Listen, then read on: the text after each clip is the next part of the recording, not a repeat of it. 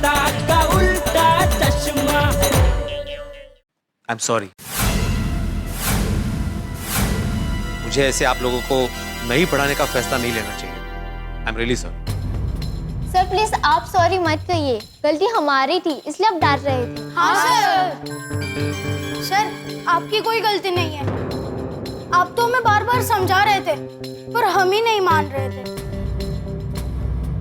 बच्चों, मैं जानता हूं कि ये साल हम सबके लिए काफी बुरा गया है। आप बच्चों को भी काफी तकलीफें झेलनी पड़ रही है, लेकिन बच्चों, हमें कठिन परिस्थिति के सामने झुकना नहीं है, बल्कि उसका डटकर मुकाबला करना है। बच्चों, आप सबने हमारे देश के भूतपूर्व प्रधानमंत्री लाल बहादुर शास्त्री जी का नाम तो सुना ही होगा। Yes sir. आपको पता है बच्चों, जब वो छोटे थे ना, तब उनको पढ़ने के लिए अपने गांव से दूसरे गांव जाना पड़ता था, और दोनों गांव के बीच में एक नदी थी, लेकिन उस वक्त कोई पुल वुल नहीं था, उनको तैर के नदी पार करनी पड़ती थी। लेकिन इस कठिन परिस्थिति में भी उन्होंने कभी हिम्मत नहीं हारी और पढ़ लिखकर अपने आप को इतना काबिल बनाया कि अपने देश के प्रधानमंत्री बने। उन्होंने हमारे देश को क्या नारा दिया पता है ना? जय जवान जय किसान। अच्छा बच्चों, 14 अप्रैल को एक महान नेता का बर्थडे आता है, पता है वो कौन है? Doctor Baba Saheb Ambedkar. Correct. Doctor Baba Saheb Ambedkar बहुत ही सामान्य परिवार से थे।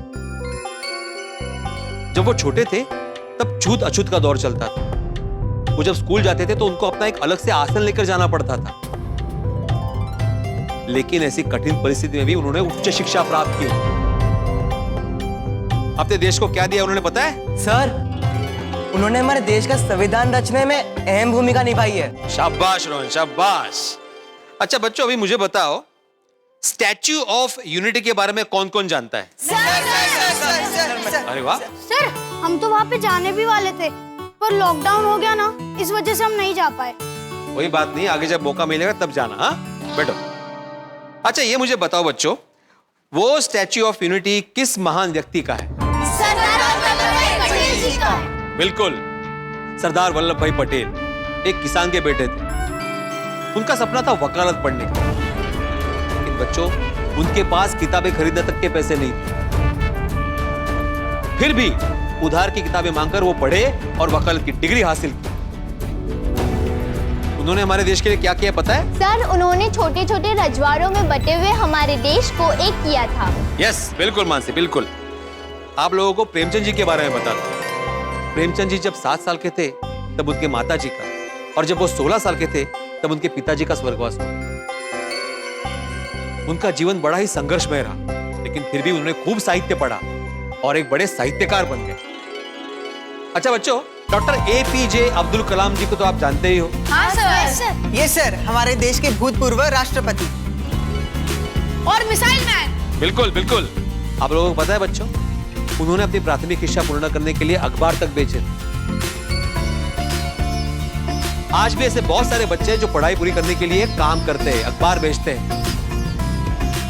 जिनके पास लैपटॉप नहीं है, कंप्यूटर नहीं है, बस एक छोटा सा मोबाइल है जिसपे वो पढ़ते हैं। उनका घर छोटा है, घर में बहुत सारे लोग हैं, लेकिन फिर भी वो पढ़ते हैं। लेकिन बच्चों, आपके पास 2-2 मोबाइल है, लैपटॉप है, कंप्यूटर है, पढ़ने के लिए अलग से कमरा है, अच्छी खासी फैसिलिटीज है। इतनी सारी फैसिलिटी होने के बाद भी आप ना पढ़ने के बहाने ढूंढते हो, ऑनलाइन क्लास में चैटिंग करते हो, पढ़ाई पे ध्यान नहीं देते। आप लोगों को लगता है आप सही करते हो?